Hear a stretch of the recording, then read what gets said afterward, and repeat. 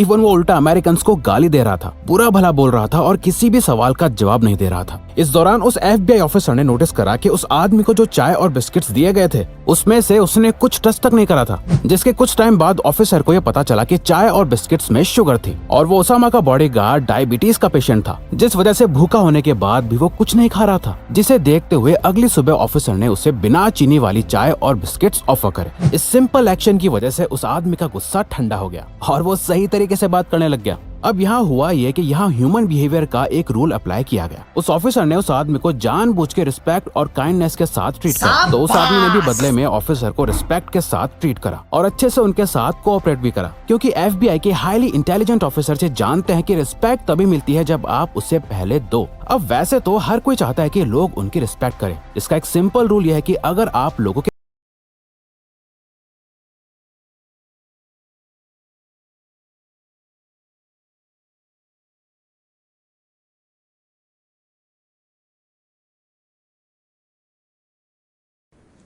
कैसे दिया आपको है? नहीं दिया? अच्छा है भड़वे।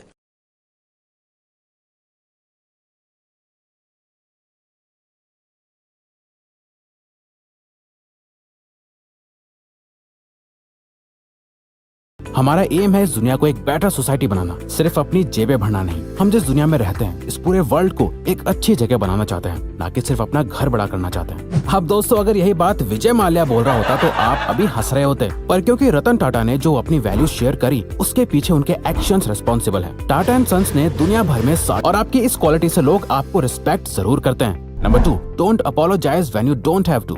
दोस्तों, अपनी गलती मानना, ये एक्सेप्ट करना कि आप गलत हो और आप अपने आप को बेटर बनाना चाहते हो, ये आपको एक रिस्पेक्टेड पर्सन बनाता है। पर अगर आप बार बार अपनी गलती मानते रहते हो, हर बार सॉरी बोलते रहते हो, तो इससे आप एक वीक पर्सन की तरह नजर आते हो, जो हर बार कोई ना कोई मिस्टेक करता रहता है और अपनी मिस्टेक से सीखता भी नहीं। ऐसे लोग अपनी मिस्टेक पर तो सॉरी बोलते ही हैं, साथ ही जब उनकी कोई गलती भी नहीं होती और सामने वाले के डर से या उन्हें अच्छा फील कराने के लिए भी लोग माफी मांगने लगते हैं और बात बात पर सॉरी बोलने लगते हैं। इससे सामने वाला भी उनके लिए रिस्पेक्ट खो देता है, क्योंकि वो हमेशा दूसरों को खुश करने में लगा रहता है और उनका खुद का कोई स्टैंड नहीं होता। इसीलिए चाहे कुछ भी हो जाए, इन 3 चीजों के लिए आपको कभी भी सॉरी नहीं बोलना चाहिए। पहला, जहां आपकी कोई गलती नहीं है। दूसरा, जहां आपका कोई कंट्रोल नहीं है। तीसरा और लास्ट, जो चीजें आपकी पर्सनैलिटी का पार्ट हैं, जिन्हें आप बदल नहीं सकते और ना ही बदलना चाहते हो, क्योंकि वो आपको यूनिक बनाती हैं। ऐसी चीजों के लिए कभी भी सॉरी मत बोलो और लोग आपकी रिस्पेक्ट करने लगेंगे। नंबर 3, मेक योरसेल्फ ए प्रायोरिटी।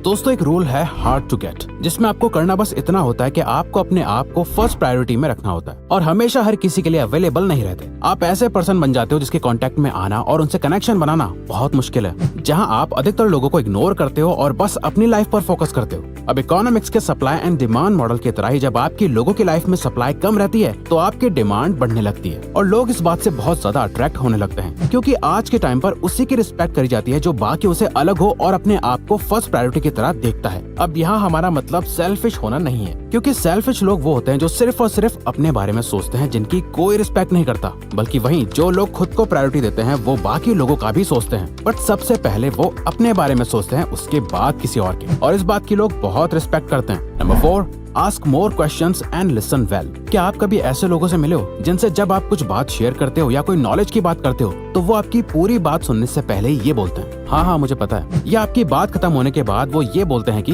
मुझे ये बात पहले से पता थी, और फिर अपने ही बारे में ब्रैग करने लगते हैं। बिना आपकी बात सुने वो ये दिखाते हैं कि कैसे उनको आपसे ज्यादा पता है। जब कोई आपके सामने ऐसा करता है तो आप इमीडिएटली उस पर्सन के लिए रिस्पेक्ट खो देते हो, क्योंकि साइकोलॉजिकली भी किसी को भी वो इंसान नहीं पसंद होता जो जानकर ये जता रहा होता है कि उसे सब कुछ पता है और सामने वाले को नीचे दिखा रहा होता है। हो सकता है किसी बात में आपको बहुत नॉलेज हो, बट कभी भी ये मत समझो कि आपके सामने जो आ रहा है उससे कुछ नहीं पता, बल्कि उसकी बातें सुनो, उसके व्यूज और आइडियाज की रिस्पेक्ट करने से, उनसे क्वेश्चंस पूछने से, उस टॉपिक के बारे में उनसे और जानने से एक तो आपकी नॉलेज बढ़ती है, और जब आप ऐसा शो करते हो कि आप सामने वाले से कुछ सीख रहे हो तो वो आपकी इस रियल, रिलेटेबल और हम्बल एटीट्यूड की रिस्पेक्ट भी करने लगता है। Number 5, treat other people the way they want to be treated rather than the way you want to be treated. अक्सर ऐसा कहा जाता है, treat others the way we want to be treated, यानी लोगों के साथ ऐसा व्यवहार करो जैसा आप चाहते हो कि लोग आपके साथ करें। पर इससे भी अच्छी एक अप्रोच है, treat others the way they want to be treated rather than the way you want to be treated, यानी लोगों के साथ वैसा ही बिहेव करो जैसा वो चाहते हैं, ना कि सिर्फ जैसा आप चाहते हो।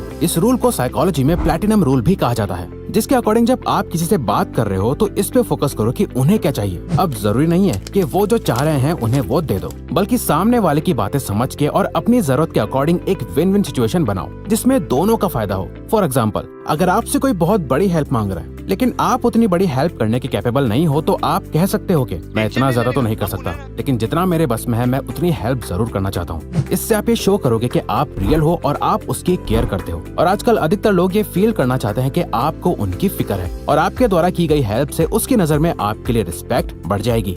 Number 6, don't always be likeable, do what's right. Respected होने का मतलब बहुत लोग गलत समझ लेते हैं। बहुत लोगों को लगता है कि रिस्पेक्टेड होने का मतलब है लोग उन्हें बहुत पसंद करेंगे, पर हम ये मिथ ब्रेक करना चाहेंगे। देखो, अगर आप चाहते हो कि लोग आपकी रिस्पेक्ट करें तो आपको ये पता होना चाहिए कि रिस्पेक्टेड फील करना कैसा होता है, जिसमें लोग आपको पसंद करें और आपकी तारीफ करें।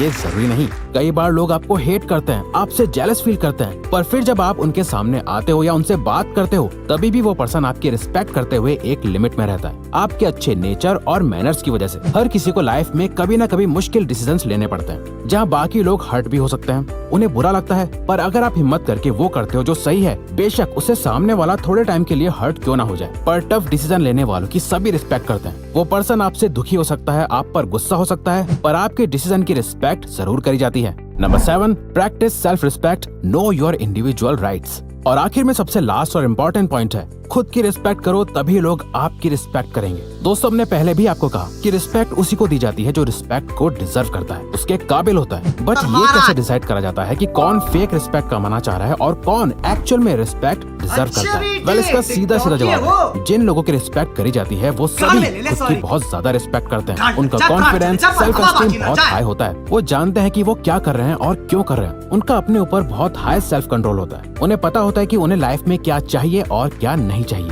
और ये आप सिंपली उनको देख के कह सकते हो, जो अपनी बॉडी लैंग्वेज का, कि वो क्या पहन रहे हैं, क्या खा रहे हैं, वो कैसे लोगों से बात कर रहे हैं, वो अपना टाइम कहाँ बिताते हैं, अपने माइंड का, इन सभी का बहुत ज्यादा ख्याल रखते हैं। तो ऐसे लोगों के कॉन्फिडेंस और सेल्फ लव